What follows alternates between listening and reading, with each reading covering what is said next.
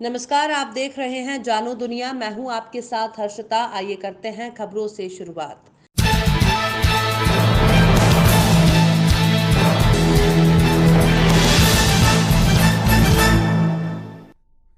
प्रशासन द्वारा Bhopal state Khushilal hospital के पीछे 25 वर्ष पुराने शिव मंदिर को तोड़े जाने पर गुरुवार को खासा विवाद हुआ। खुशीलाल हॉस्पिटल के पीछे लगभग 25 वर्ष पुराना शिव मंदिर को प्रशासन ने जेसीबी से धराशायी किया। मंदिर की दीवारें और पिलर्स तोड़े गए। इस कार्रवाई के विरोध में संस्कृति बचाओ मंच के अध्यक्ष चंद्रशेखर तिवारी ने कहा कि वहीं आसपास अन्य भी धार्मिक स्थल हैं जिनको लेकर कई बार ज्ञापन दिया जा चुका है, लेकिन उनके खिलाफ कोई कार्रवाई नहीं हो रही है। इस प्रकार के तुष्टीकरण की कार्यवाही उचित नहीं है और शासन इस प्रकार की कार्यवाहियों को बंद करे, नहीं तो संस्कृति बचाओ मंच समाज के साथ आंदोलन के लिए बाध्य होगा। मंदिर क्षेत्र के श्रद्धालुओं का कहना है कि यहाँ प्रतिदिन भारी संख्या में श्रद्धालु आते हैं। आज यहाँ कोलार खुशीलाल हॉस्पिटल के पास जो है एक भगवान शिव का मंदिर जो कि 30-35 वर्ष पुराना था, उसे प्रशासन ने रात के अंधेरे में आकर तोड़ा है। तो यहाँ संस्कृति बचाओ मंच और हिंदू संगठन के कार्यकर्ता पहुँचे हैं।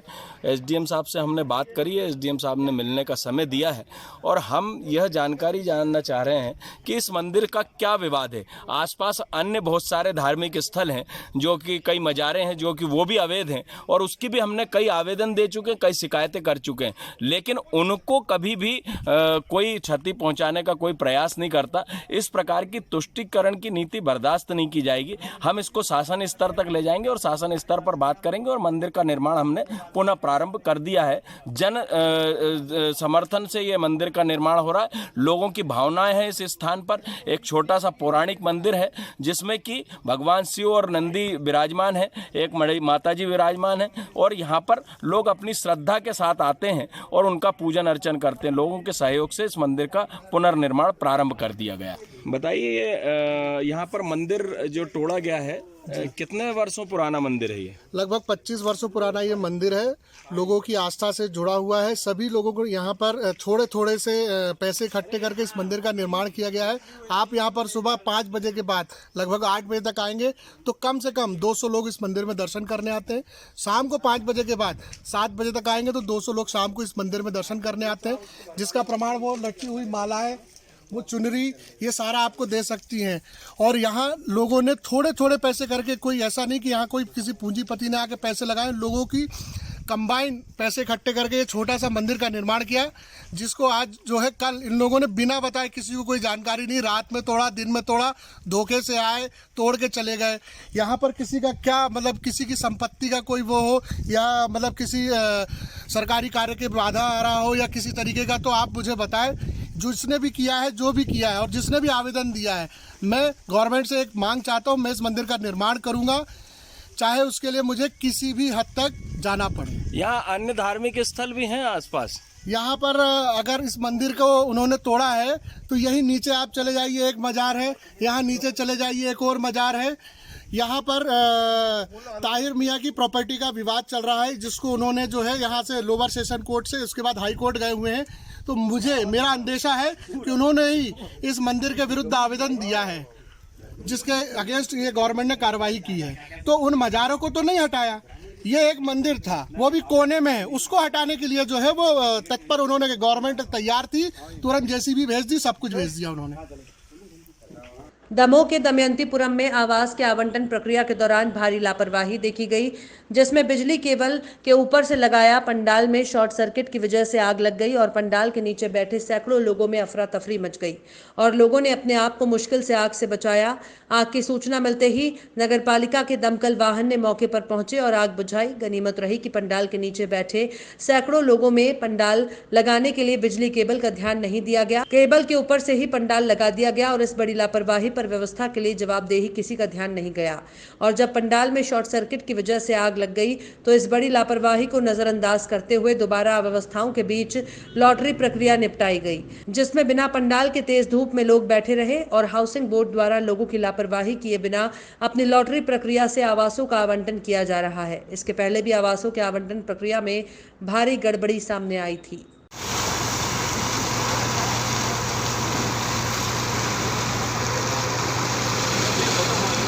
एम्स अस्पताल में गार्ड की नौकरी लगवाने के नाम पर ठगी करने वाले 2 आरोपियों को पुलिस ने गिरफ्तार किया है।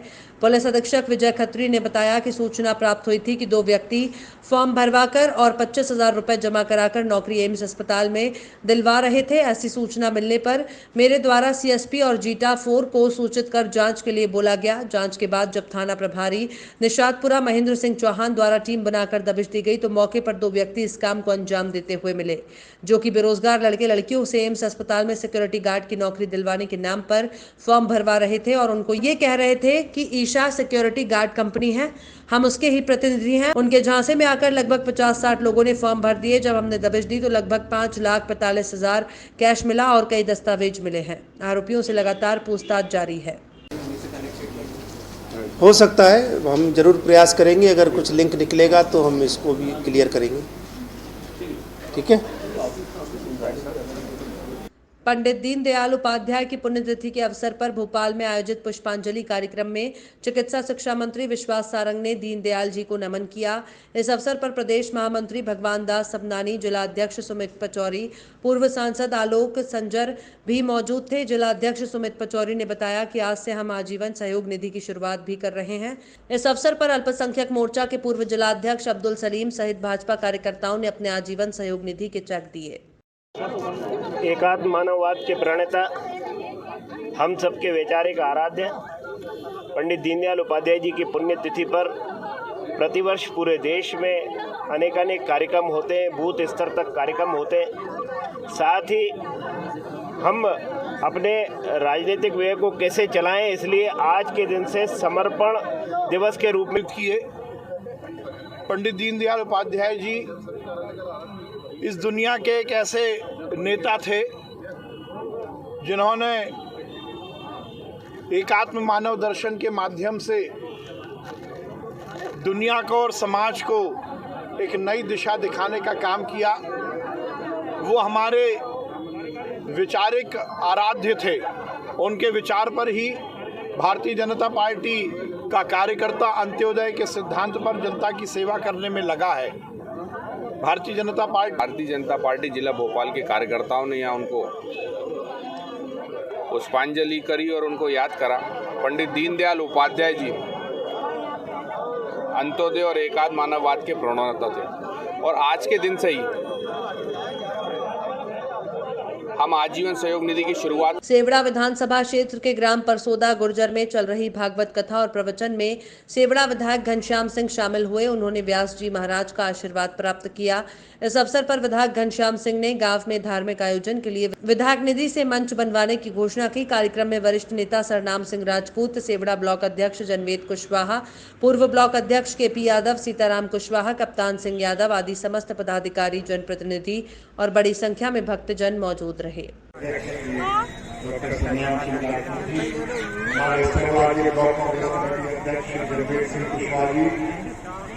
और सभी बुजुर्गों, माताओं, बहनों और प्यारे बच्चों, मैं पहले ही आने वाला था लेकिन परिवार में कुछ परेशानियां आने के कारण नहीं आ पाया था और आज सौभाग्य प्राप्त हुआ इस पवित्र मार्ग के स्थान पर रामलीला में आने का। सबसे पहले तो मैं रामलीला को बहुत बहुत बधाई दूंगा कि आप अपनी परंपरा को बनाए हुए हैं और यहाँ रामलीला मंचन की परंपरा लंबी परंपरा है, बहुत अच्छे ढंग से इसका निर्वहन हो रहा है। ये बहुत अच्छी बात है। परंपराएं हमें हमेशा अच्छी परंपराओं को निभाने से आगे अच्छे कार्यों से प्रेरणा मिलती है, प्रगति का पथ आगे तक होता है। दमोह में गुरुवार को भारतीय जनता पार्टी ग्रामीण मंडल अभाना दमोह के इमलिया घाट में पदाधिकारियों कार्यकर्ताओं की संयुक्त बैठक को प्रदेश सह संगठन मंत्री हितानंद, संभागीय संगठन मंत्री केशव भदौरिया, जिलाध्यक्ष प्रीतम सिंह लोधी ने संबोधित कर मार्गदर्शित किया। इस अवसर पर वेयर हाउसिंग कॉरपोरेशन के अध्यक्ष राहुल सिंह, आजीवन सहयोग निधि विधानसभा प्रभारी सिद्धार्थ मलैया, ग्रामीण मंडल अध्यक्ष अजय सिंह लोधी, मीडिया प्रभारी संजय सेन, नगर अध्यक्ष मनीष तिवारी, ब्रिज गर्ग, युवा मोर्चा जिलाध्यक्ष प्रमोद विश्वकर्मा, डॉक्टर वीर सिंह, मेघराज सिंह, तीरथ अहिरवाल, लक्ष्मण सिंह, दरियाव सिंह, दान सिंह, डालचंद पटेल, पवन यादव, कृष्णा सिंह, हनुमत सिंह, देवी प्रसाद पांडे, नारायण पांडे, रवि मिश्रा, मस्तू अहिबाल, भारतीय जनता पार्टी के ज्येष्ठ श्रेष्ठ कार्यकर्ताओं की उपस्थिति रही। जिंदाबाद जिंदाबाद जिंदाबाद भारतीय जनता पार्टी जिंदाबाद जिंदाबाद जिंदाबाद भारतीय जनता पार्टी जिंदाबाद जिंदाबाद जिंदाबाद। आज हमारे इस अवाना मंडल की बैठक में पधारे हमारे भारतीय जनता पार्टी के प्रदेश के सह संगठन मंत्री, हम सबके मार्गदर्शक आदरणीय हितानंद जी भाई साहब, हमारे संभाग के संगठन मंत्री आदरणीय केशव जी भाई साहब, और हम सबके जाने पहचाने और वेयर हाउस कारपोरेशन के अध्यक्ष। रायसेन जिले के बाड़ी के पारतलाई में सुबह 7 बजे आयकर विभाग की टीम ने ब्रजगोपाल कंस्ट्रक्शन कंपनी के ऑफिस पर छापामार कार्रवाई की। अहम दस्तावेज बरामद किए। कार्रवाई अभी तक जारी है। रायसेन जिले के बाड़ी के पारतलाई में सुबह 7 बजे आयकर विभाग की 15 से 20 सदस्यीय टीम ने बिनेका से बरेली तक सड़क बनाने वाले ब्रजगोपाल कंस्ट्रक्शन कंपनी के ऑफिस पर छापामार कार्रवाई की। आयकर विभाग द्वारा ब्रजगोपाल कंस्ट्रक्शन कंपनी के सभी ठिकानों पर एक साथ कार्रवाई की गई है। इस कार्रवाई में अभी तक जारी है। वहीं जिम्मेदार अधिकारी जरूरी दस्तावेज मिलने की बात कर रहे हैं। लगभग 3 गाड़ियों से पहुंचे आयकर विभाग के अधिकारी सहित पुलिस बल भारी तादाद में पारतलाई क्षेत्र के ऑफिस में मौजूद है। ब्रजगोपाल कंस्ट्रक्शन कंपनी द्वारा नेशनल हाईवे 12 पर बिनेका से बरेली तक 4 लेन सड़क का निर्माण किया जा रहा है, जिसकी लागत करीब 600 करोड़ रुपए बताई जा रही है। हालांकि हमेशा विवादों में रहने वाली कंपनी आयकर विभाग के चंगुल में फंसती नजर आ रही है। यहाँ आयकर विभाग में नाम का कोई महत्व नहीं होता है जी। हम लोगों की टीम बनती है, इधर देखिए, हम सीधे आते हैं और कार्रवाई करते हैं। कितनी सदस्यीय टीम है आपकी? कहाँ 15 से 20 सदस्य की टीम है। हम भोपाल से आए। तो क्या कार्रवाई की गई है? स्वाभाविक है कि आयकर विभाग से जो टीम आई है तो आयकर की ही कार्रवाई की जाएगी। तो किसी की शिकायत दर्ज पे है ये मामला? ये क्या, ये तो शिकायत दर्ज पे हो भी सकता है या हमारी जांच पे हो सकता है। ये इंटरनल मैटर है। ये अभी तक क्या पाया गया? अभी तक कार्रवाई चल रही है।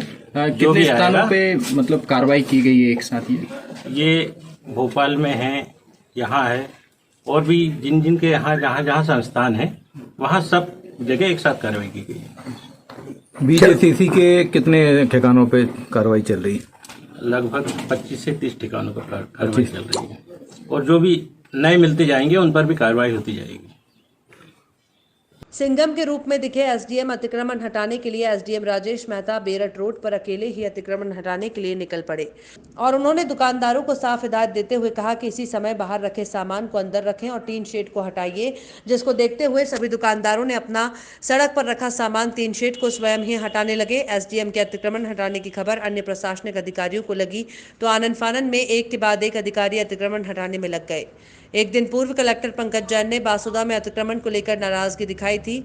वहीं अधिकारियों को सख्त निर्देश दिए थे कि स्मार्ट सिटी के तहत चल रहे निर्माण कार्यों में अगर अतिक्रमण आड़े आता है तो उसे सख्ती से हटाएं। उसी के चलते गुरुवार को एसडीएम राजेश मेहता अतिक्रमण हटाने के लिए पहले अकेले ही अतिक्रमणकारियों को साफ हिदायत देते हुए देखे गए। बाद में एक के बाद एक अधिकारी मौके पर पहुंचे और अतिक्रमण सख्ती से हटाया गया। जहां सड़क पर रखे सामान और टीन शेडों को मौके पर ही हटवाया गया। वहीं नगर पालिका के अमले ने रोड पर रखे ठेला गुमठी ट्रॉली में रख कर ले गए। वहीं साफ हिदायत दी कि दोबारा अतिक्रमण ना करें, नहीं तो कार्रवाई होगी।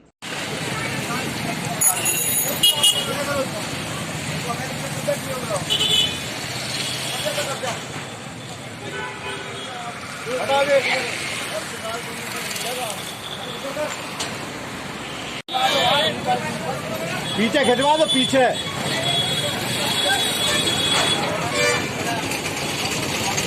स्थानीय बीआरसी भवन के परिसर में दोपहर 12 बजे के बाद विकलांग बच्चों की विकास स्तरीय प्रतियोगिता आयोजित की गई, जिसमें 50 विकलांग बच्चों के रजिस्ट्रेशन किए गए। प्रतियोगिता में रंगोली, कैरम, चित्रकला, 100 मीटर दौड़ आदि खेल आयोजित किए गए। खेल प्रतियोगिता में प्रथम, द्वितीय और तृतीय स्थान पर आने वाले प्रतिभागियों को पुरस्कार वितरित किए गए और जिन प्रतिभागियों ने प्रथम स्थान प्राप्त किया उनका नाम जिला स्तर प्रतियोगिता के लिए भेजा गया। कार्यक्रम में मुख्य रूप से बीआरसी हरिप्रसाद अहिरवार, शमशाद खान, राजेंद्र सिंह, विनोद शिवहरे, ओमकार रावत, प्रेमचंद्र राजपूत, राजेश शर्मा, मनोज खरे, भागीरथ अहिरवार, कपिल और स्टाफ और बच्चे शामिल रहे।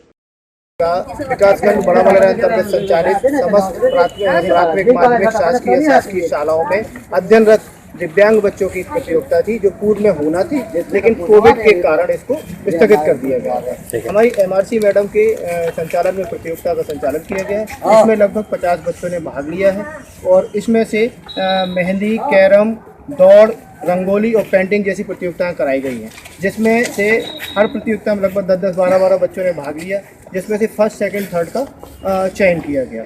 उन्हें यहाँ से पुरस्कृत किया गया है और इसमें से जो बच्चा फर्स्ट आया है ये अभी छतरपुर में जिला स्तरीय प्रतियोगिता में भाग लेगा और अगर वहाँ चयनित होता है तो फिर वो राज्य स्तरीय प्रतियोगिता में जाएगा। ऐसा हमारा पूरा विकासखंड का अमला पूरा हम लोग आशा करते हैं कि हमारे यहाँ से कुछ बच्चे जिले से चयनित होकर आगे जाएंगे, जैसा कि हमारे मैडम बहुत प्रयास कर रही हैं और हमारा स्टाफ भी कर रहा है। इसमें अभिभावकों का और शालेय शिक्षकों का भी बहुत अच्छा सहयोग रहा।